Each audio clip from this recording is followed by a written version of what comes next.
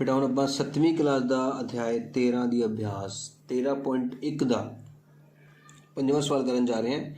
सानू क्या गया है कि हेठ लिखिया विचों हरेक नूं अपाज गुणनखंडां दे घात अंकां दे गुणनफल के रूप में लिखो। Express each of the following as product of powers of prime factors. हुण 648 के असीं गुणनखंड बनावांगे, ध्यान नाल देखना सारिਆਂ ने। मैं तुहानूं इस तो पहलां अपने सवाल चौथे सवाल दे विच दस्सिया सीगा, तीजे सवाल दे विच कि कदे जदों भी किसी संख्या दे किसी भी रकम के अपाज गुणनखंड बनाने होंदे ने, सानू अपाज संख्यावां बारे पता होना चाहिए है। 2, 3, 5, 7, 11, 13 यही साडी अपाज संख्यावां ने। 2 नाल कदों किसी संख्या नूं भाग करना है जो उसका इकाई अंक अखीरला अंक 0, 2, 4, 6 ते 8 होवे। तो हुण तुसीं देखो 2 नाल भाग हो सकती है क्योंकि इसका अखीरला अखर 8 है। तो इस लई असीं 648 नूं 2 नाल भाग करांगे। तो तुसीं ध्यान नाल देखना है सारिਆਂ ने। हुण बेटा आपां 648 नूं भाग करांगे 2 नाल। 2 तिया 6 बकाया कुछ नहीं, ऊपर उतार लिया 4, 2 दूनी 4 बकाया कुछ नहीं, ऊपर उतार लिया है 8, 2 चौके 8 भाग पूरी होगी। तो आंसर आ गया है 324। ऐसे हम इत्थे की लिखांगे 324। पर 324 का अखीरला अखर तो अजे भी 4 है। तो मैं दसा जिहदा अखीरला अखर 0, 2, 4, 6, 8 होवे तो उन्होंने 2 नाल ही भाग करी जानी है। ਇਹਦਾ मतलब हुण 324 नूं फिर दोबारा असीं 2 नाल भाग करांगे। 2 एकम 2 बकाया 1 ऊपर उतार लिया है 2, 2 छिके 12 बकाया कुछ नहीं लेकिन ऊपरों 4 उतर चुका है, 2 दूनी 4 भाग फिर पूरी हो गई। तो आंसर साढ़े कोल कितना आ गया है 162 बेटा। लेकिन बेटा 162 का फिर अखीरला अखर 2 है। तो जिहदा अखीरला अखर 2 होवे उसनूं फिर दोबारा 2 नाल ही भाग करनी पएगी सानू। 2 8 16 बकाया कुछ नहीं, ऊपर उतार लिया 2, 2 एकम 2। तो आंसर आ गया साढ़े कोल 81। हुण बेटा 81 साडा 2 दे पहाड़े ते नहीं जाएगा क्योंकि उसका अखीरला अखर 0, 2, 4, 6, 8 नहीं है। हुण असीं 81 नूं 3 नाल भाग करके लिखांगे बेटा। हुण आपां 81 नूं भाग करांगे 3 दे नाल। 3 दूनी 6 बकाया 2 ऊपर उतार लिया 1, 3 सत्ते 21 भाग पूरी हो गई। तो सानू 3 नाल भाग करके कितना आंसर मिले है 27। तो 27 तो बेटा तुसीं जानते ही हो सारे कि 3 नाया 27 हुंदा है। फिर 3 दे पहाड़े ते 9 जाता है 3 ते 3 दे पहाड़े ते 3 जाता है 1। तो याद रखना बेटा 9 आन ते 9 का पहाड़ा नहीं लेना है, पहाड़े सिर्फ यही लेने ने जिहड़े तुहानूं दस्से गए ने स्टार्टिंग दे विच। तो इस तरह असीं 648 के गुणनखंड बना ले ने। हुण तुसीं इसनूं घात अंक देना है, ध्यान नाल देखियो। इहदे विच साडे कोल एक तो 2 आया है जो किन्ने आए ने 1, 2, 3। तो 2 के उत्ते घात 3 लगावांगे गुणा साडे कोल 3 आया है, 3 की घात साडे कोल हैगी है 4। इस तरह असीं इस सवाल दे विच 648 नूं घात अंकी रूप दे दिता है।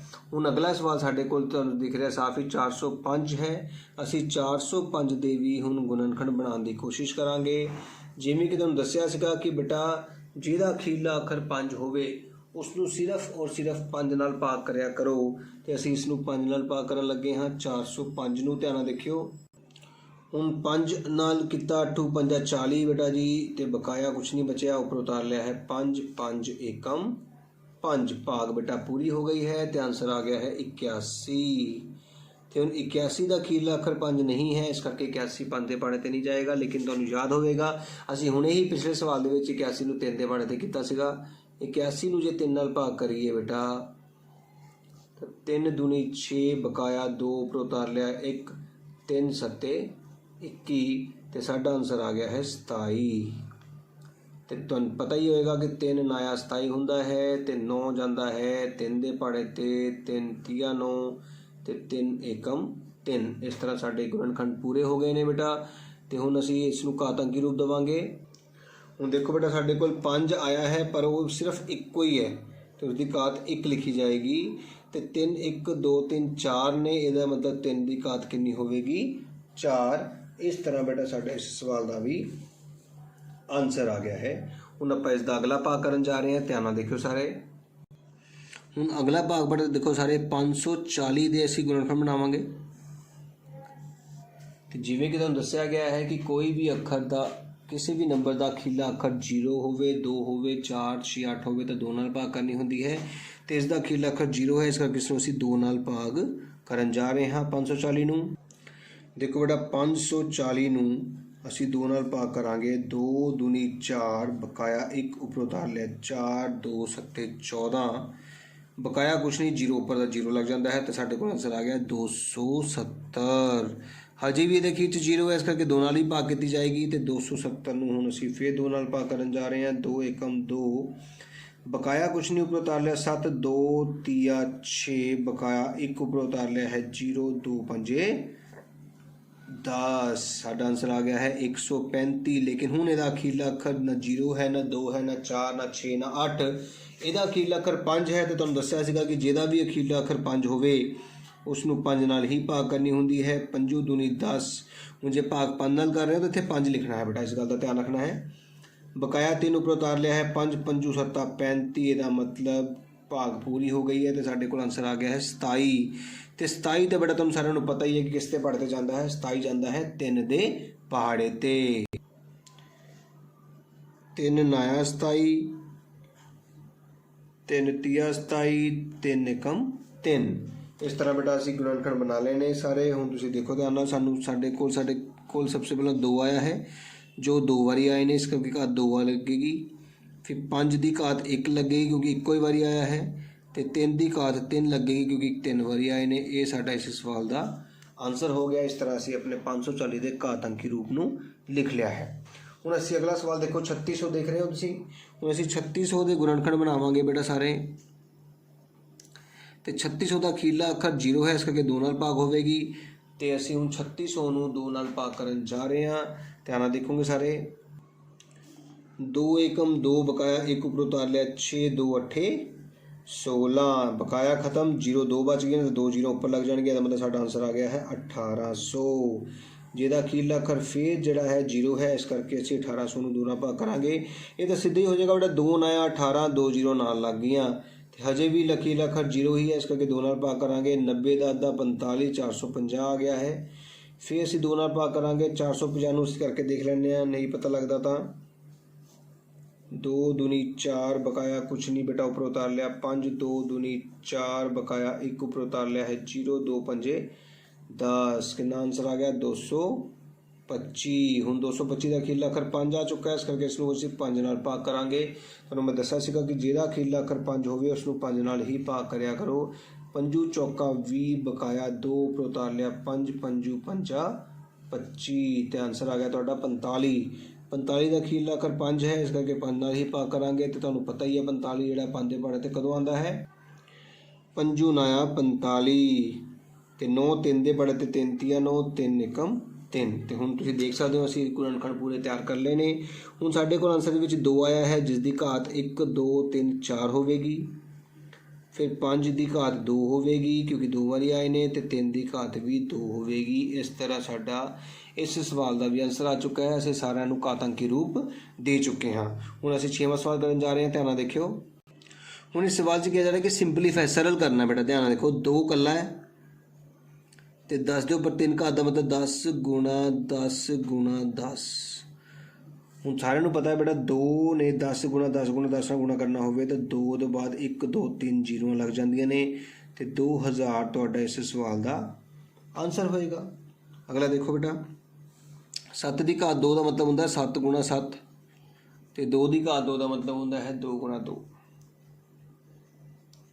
हुण असीं इन्हां नूं गुणा करनी है बेटा। तुहानूं मैं दस्सिया सीगा कि 7 7 49, 2 दूनी 4। तो हुण असीं 49 नूं 4 नाल गुणा करांगे। 9 चौका 36, 6 उपर 3, 4 चौके 16, 17 18 19।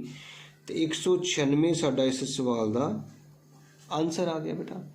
इस तरह इसका अगला भाग देखो, 2 के उपर घात 3 लगी है, इस करके असीं की करांगे 2 नूं 3 बारी लिखांगे बेटा। तो 5 इक्को बारी लिखांगे क्योंकि उसके उत्ते घात नहीं लिखी गई। हुण गुणा करांगे 2 दूनी 4, 4 नूं अगे 2 नाल कीता 4 दूनी 8, 8 ਨੂੰ ਅੱਗੇ 5 ਨਾਲ ਕੀਤਾ ਤਾਂ 8 5 40 ਤੇ ਸਾਡਾ ਆਨਸਰ ਆ ਗਿਆ ਹੈ ਬੇਟਾ 40 40। अगला सवाल देखो, 3 के उपर कोई पावर नहीं है, 3 कलर रहेगा। 4 ਨੂੰ 4 ਵਾਰੀ ਲਿਖਣਾ ਹੈ, 4 गुणा 4 गुणा 4 गुणा 4। ਹੁਣ ਆਪਾਂ ਇਹਨੂੰ ਗੁਣਾ ਕਰਾਂਗੇ, 3 ਤੇ 4 ਗੁਣਾ ਕੀਤੀ, 4 ਤੀਏ 12, 12 ਚੌਕਾ 48 ਤੇ 4 ਚੌਕਾ 16। ਹੁਣ ਅਸੀਂ 48 ਤੇ 16 ਨੂੰ ਗੁਣਾ ਕਰਕੇ ਦੇਖਾਂਗੇ। 8 6 48, 8 ਉੱਪਰ 4, 6 ਚੌਕਾ 24 ਤੇ 4 28। एक ना गुणा करिए तो सेम आ जाता है, 8 8 8 16, 6 उपर 1, 4 तो 2 5 ते 6 ते 1 7, 768 साडा इस सवाल का आंसर आ चुका है बेटा। उम्मीद कर रहा तुहानूं समझ आई होगी। इस तो अगला भाग देखो, उन्हें है 0 गुणा। 0 गुणा कुछ भी आ जाए बेटा 0 ही आंसर होंगे, इस करके अगे करने की जरूरत ही नहीं है। इधर देखो बेटा, साडे कोल 5 की घात 2 है, इसका मतलब 5 गुणा 5, 3 की घात 3 है, 3 गुणा 3 गुणा 3। और असी गुणा करांगे, 5 5 25 होंदा है, 3 तीया 9 तीया 27 होंदा है। इसका मतलब असी हुण 27 ते 25 नूं गुणा करके देखांगे कि साडा आंसर कितना आएगा। 7 5 35, 5 उपर 3, 5 दूनी 10 ते 3 13 ते 2 4 उपर 1 ते 54, 5 7 6 ਤੇ 675 इस सवाल का बेटा आंसर आ चुका है। इस तरह साडा 6वां सवाल भी बेटा कंप्लीट हो गया है। ध्यान नाल देखो अगे बेटा 2 भाग रह गए ने। 7वां भाग देखो ध्यान नाल, 2 गुणा 2 गुणा 2 गुणा 2, 2 4 बारी लिख लिया, 3 2 बारी बेटा। 2 दूनी 4, 4 दूनी 8, 8 दूनी 16, इत्थे तुसीं इहदी थां 16 लिख देना है। 3 तीया 9। ਹੁਣ 16 ਨੂੰ ਅਸੀਂ 9 ਨਾਲ ਗੁਣਾ ਕਰਕੇ ਦੇਖਾਂਗੇ ਕਿ ਸਾਡੇ ਕੋਲ ਕਿੰਨਾ ਆਨਸਰ ਆਏਗਾ। ਤੇ ਅਸੀਂ 16 ਨੂੰ ਜਦੋਂ 9 ਨਾਲ ਗੁਣਾ ਕੀਤਾ, 9 6 54, 4 ਉੱਪਰ 5 ਤੇ 9 5 14, 144 बेटा इस सवाल का साडा आंसर आ चुका है। अगला देखो बेटा, 3 की घात 2 है तो 3 ਨੂੰ 2 ਵਾਰੀ ਲਿਖਾਂਗੇ, ਤੇ 10 की घात 4 है तो 10 ਨੂੰ 4 ਵਾਰੀ ਲਿਖਿਆ ਜਾਵੇਗਾ। 3 तीया 9 ਤੇ 1 2 3 4 ਜ਼ੀਰੋਆਂ। ਇਹ ਤੁਹਾਡਾ ਇਸ ਸਵਾਲ ਦਾ आंसर भी आ चुका है। उम्मीद कर रहा तुहानूं समझ आया होगा। 7वां सवाल देखो, भी सेम इसी तरीके का है। 7वें सवाल दे विच सानूं की कहा जा रहा है, ध्यान नाल देखोगे सारे। सरल करो, कहते -4 की घात 3। देखो देखो, -4 गुणा -4 गुणा -4, -4 नूं सीधा ब्रैकेट भी पा सकते हो। हुण किद्दां करना बेटा, देखो सब तो पहला जो आपां कुछ रकमां नूं गुणा करते हैं, ਅਸੀਂ ਇਹ ਦੇਖਦੇ ਹਾਂ ਕਿ ਉਹਨਾਂ ਕੋਲ ਕਿੰਨੇ ਮਾਈਨਸ ਦੇ ਸਾਈਨ ਨੇ। ਹੁਣ ਤੁਸੀਂ ਗਿਣੋ, ਜੇਕਰ ਉਹਨਾਂ ਕੋਲ 2 ਮਾਈਨਸ ਦੇ ਸਾਈਨ ਹੋਣ ਤਾਂ ਮਾਈਨਸ ਮਾਈਨਸ ਪਲੱਸ ਹੋ ਜਾਂਦਾ ਹੈ, ਤੇ ਜੇ 3 ਹੋਣ ਤਾਂ ਮਾਈਨਸ ਹੀ ਲੱਗਦਾ ਹੈ, ਤੇ ਜੇ 4 ਹੋ ਜਾਣ ਤਾਂ ਪਲੱਸ, ਫਿਰ 5 ਹੋ ਜਾਣ ਤਾਂ ਮਾਈਨਸ। ਮਤਲਬ ਟਾਂਕ ਸੰਖਿਆਵਾਂ ਦੇ ਵਿੱਚ ਹੋਣਗੇ ਤਾਂ ਮਾਈਨਸ ਲੱਗਦਾ ਹੈ। ਤੇ ਤੁਸੀਂ ਦੇਖੋ ਤੁਹਾਡੇ ਕੋਲ 3 ਮਾਈਨਸ ਸੀ, ਇਸ ਕਰਕੇ ਮਾਈਨਸ ਲੱਗੇਗਾ। ਹੁਣ 4 ਨੂੰ ਅਸੀਂ ਗੁਣਾ ਕੀਤੀ 4 ਨਾਲ, 4 ਚੌਕੇ ਹੁੰਦਾ ਹੈ 16, 16 ਚੌਕਾ 64। ਗੁਣਾ ਕਰਕੇ ਵੀ ਦੇਖਿਆ ਜਾ ਸਕਦਾ ਹੈ। जे पता सीगा 16 का पढ़ा तो सीधा आंसर भी लिखा जा सकता है। हूँ अगला सवाल देखो बेटा, साढ़े कोल की आ रहा है, -3 एक बारी लिखना है, ब्रैकेट में लिखते हैं। -2 3 बारी लिखना है, 1 2 3। तो हुण माइनस गिणो कितने हो गए, 1 2 3 4 माइनस प्लस बन जाते हैं। 3 दूनी 6, 6 दूनी 12, 12 दूनी 24, तो 24 तुहाडा इस सवाल का आंसर होगा। बहुत सौखे ने बेटा, पहाड़े थोड़े इन्ने तो आते ही है कि असी वर्बली कर सकीए। अगला सवाल देखो बेटा, 3 -3 नूं असी लिखना है 2 बारी, तो -5 नूं भी 2 बारी। हुण तुसीं माइनस गिणो पहला किन्ने आ, माइनस तुहाडे कोल 4 आ गए ने, इस करके साडे कोल प्लस का निशान लगेगा। 3 तीया 9 गुणा 5 5 25। ਹੁਣ ਅਸੀਂ 25 ਨੂੰ 9 ਨਾਲ ਗੁਣਾ ਕਰਾਂਗੇ ਤਾਂ ਸਾਡੇ ਕੋਲ 225 ਆਉਂਦਾ ਹੈ, ਇਸ ਕਰਕੇ ਸਾਡਾ ਇਸ ਸਵਾਲ ਦਾ ਆਨਸਰ ਆ ਚੁੱਕਾ ਹੈ। ਹੁਣ -2 ਅਸੀਂ ਲਿਖਾਂਗੇ 3 ਵਾਰੀ ਬੇਟਾ, ਕਿਉਂਕਿ ਘਾਤ 3 ਲੱਗੀ ਹੈ, ਤੇ -10 20 ਬੇਟਾ 3 ਵਾਰੀ ਲਿਖਿਆ ਜਾਏਗਾ। ਹੁਣ ਮਾਈਨਸ ਗਿਣੇ ਤੇ ਸਾਡੇ ਕੋਲ ਆ ਗਏ 1 2 3 4 5 6, ਜਿਸ ਸੰਖਿਆਵਾਂ ਨੇ ਇਸ ਕਰਕੇ ਪਲੱਸ ਬਣ ਗਏ, ਆ ਮਾਈਨਸ ਵੀ ਪਲੱਸ ਬਣ ਗਏ, 2 minus minus plus, minus minus plus, 2 दूनी 4 दूनी 8 ਨਾਲ 1 2 3 ਜ਼ੀਰੋਆਂ। तो इस तरह साडा इस सवाल का आंसर भी आ चुका है 8000। तो असी बहुत ही ਸੌਖੇ ਢੰਗ ਨਾਲ ਗੁਣਾ ਕਰ ਰਹੇ ਹਾਂ। ਬਸ ਇਸ ਗੱਲ ਦਾ ਧਿਆਨ ਰੱਖਿਓ ਕਿ ਜਦੋਂ ਵੀ ਗੁਣਾ ਕਰਨੀ ਹੈ ਤਾਂ ਮਾਈਨਸ ਦੀ ਸੰਖਿਆਵਾਂ ਧਿਆਨ ਨਾਲ ਦੇਖਣੀਆਂ ਨੇ। ਜੇ ਇੱਕ ਸੰਖਿਆ ਮਾਈਨਸ ਦੀ ਹੈ ਤਾਂ ਮਾਈਨਸ ਲੱਗੇਗਾ, 2 ਹੈ ਤਾਂ ਨਹੀਂ ਲੱਗੇਗਾ, 3 ਹੈ ਤਾਂ ਮਾਈਨਸ ਲੱਗੇਗਾ, 4 ਹੈ ਤਾਂ ਨਹੀਂ ਲੱਗੇਗਾ। ਇਸ ਤਰ੍ਹਾਂ ਤੁਸੀਂ ਸੋਚਣਾ ਹੈ। 8ਵਾਂ ਸਵਾਲ ਦੇਖੋ ਬੇਟਾ, ਸਾਡੇ ਕੋਲ ਕੀ ਆ ਰਿਹਾ ਹੈ, ਕੰਪਿਊਟ ਦਾ ਫੋਲੋਇੰਗ। ਅਸੀਂ ਤੁਲਨਾ ਕਰਨੀ ਹੈ। ਸਭ ਤੋਂ ਪਹਿਲਾਂ ਦੇਖੋ 2.7 ਗੁਣਾ 10 ਦੀ ਘਾਤ 12 ਲਿਖੀ ਗਈ ਹੈ। ਤੇ ਹੁਣ ਤੁਸੀਂ ਕਿੱਦਾਂ ਕਰੋਗੇ, ਦੇਖੋ ਸਭ ਤੋਂ ਪਹਿਲਾਂ 27/10 ਲਿਖੋਗੇ ਕਿਉਂਕਿ ਦਸ਼ਮਲਵ ਤੋਂ ਬਾਅਦ ਇੱਕ ਸੰਖਿਆ ਹੈ, ਅਸੀਂ ਥੱਲੇ 10 ਲਿਖ ਲਿਆ ਹੈ ਤੇ 10 ਦੀ ਘਾਤ ਇੱਥੇ 12 ਹੈ। ਉੱਪਰ 10 ਦੀ ਘਾਤ 12 ਹੈ, ਥੱਲੇ 10 ਪਿਆ ਤਾਂ ਕੱਟ ਕੇ ਸਾਡੇ ਕੋਲ 27 ਗੁਣਾ ਕਿੰਨੇ ਰਹਿ ਜਾਣਗੇ, 10 ਦੀ ਘਾਤ 11। ਇਸ ਗੱਲ ਦਾ ਧਿਆਨ ਰੱਖਣਾ ਬੇਟਾ ਕਿਉਂਕਿ ਇੱਕ 10 ਥੱਲੇ ਸੀਗਾ ਤੇ 12 ਵਾਰੀ 10 ਉੱਪਰ ਪਏ ਨੇ। ਹੁਣ 27 ਦੇ ਨਾਲ ਕਿੰਨੇ ਜ਼ੀਰੋ ਲੱਗਣਗੇ ਬੇਟਾ, 11 ਜ਼ੀਰੋ ਲੱਗਣਗੇ ਕਿਉਂਕਿ 11 ਘਾਤ ਹੈ। 1 2 3 4 5 6 7 8 9 10 11 ਇਹ ਸਾਡੇ ਇਸ ਸਵਾਲ ਦਾ ਆਨਸਰ ਆ ਗਿਆ ਹੈ। ਹੁਣ ਦੇਖੋ ਬੇਟਾ 1.5 ਗੁਣਾ ਹੈ 10 ਦੀ ਘਾਤ 8, ਇਹਦਾ ਮਤਲਬ 15/10 ਗੁਣਾ 10 ਦੀ ਘਾਤ 8 ਆ ਗਿਆ। ਹੁਣ ਉੱਪਰ ਘਾਤ 8 ਹੈ, ਥੱਲੇ ਇੱਕ 10 ਪਿਆ, ਇਸ ਕਰਕੇ ਘਾਤ 1 ਘਟ ਜਾਏਗੀ, 10 ਦੀ ਘਾਤ ਰਹਿ ਜਾਏਗੀ 7। ਤਾਂ 15 ਤੋਂ ਬਾਅਦ 0 ਆ ਜਾਣੀ ਹੈ, 1 2 3 4 5 6 7। ਹੁਣ ਅਸੀਂ ਦੱਸਣਾ ਹੈ ਕਿ ਇਹਨਾਂ ਦੋਨਾਂ ਦੇ ਵਿੱਚੋਂ ਵੱਡਾ ਕਿਹੜਾ ਹੈ। ਤਾਂ ਤੁਹਾਨੂੰ ਸਾਫ਼ ਪਤਾ ਲੱਗ ਰਿਹਾ ਹੈ ਕਿ ਇਹੀ ਵੱਡਾ ਹੈ। ਇਹਦਾ ਮਤਲਬ 2.7 ਗੁਣਾ 10 ਦੀ 12 ਵੱਡਾ ਹੋਏਗਾ 1.5 ਗੁਣਾ 10 ਦੀ ਘਾਤ 8 ਨਾਲ। ਤੇ ਇਹੀ ਇਸ ਸਵਾਲ ਦਾ ਆਨਸਰ ਹੋਏਗਾ। ਉਮੀਦ ਕਰਦਾ ਤੁਹਾਨੂੰ ਸਮਝ ਆਇਆ ਹੋਵੇਗਾ। ਅਗਲਾ ਭਾਗ ਦੇਖੋ ਇਸੇ ਦਾ। ਹੁਣ ਦੂਜੇ ਭਾਗ ਦੇ ਵਿੱਚ ਵੀ ਉਸੇ ਤਰੀਕੇ ਨਾਲ ਹੱਲ ਕਰਨ ਜਾ ਰਹੇ ਹਾਂ। ਧਿਆਨ ਨਾਲ ਦੇਖਿਓ, 4 ਗੁਣਾ 10 ਦੀ ਘਾਤ 14 ਬੇਟਾ, ਕੋਈ ਦਸ਼ਮਲਵ ਨਹੀਂ ਹੈ ਤੇ ਸਿੱਧਾ 4 ਤੋਂ ਬਾਅਦ 1 2 3 4 5 6 7 8 9 10 11 12 13 14 ਜ਼ੀਰੋਆਂ ਲੱਗ ਗਈਆਂ ਨੇ। ਹੁਣ ਇਹ ਸਾਡਾ ਪਹਿਲੇ ਭਾਗ ਦਾ ਆਨਸਰ ਆ ਚੁੱਕਾ ਹੈ।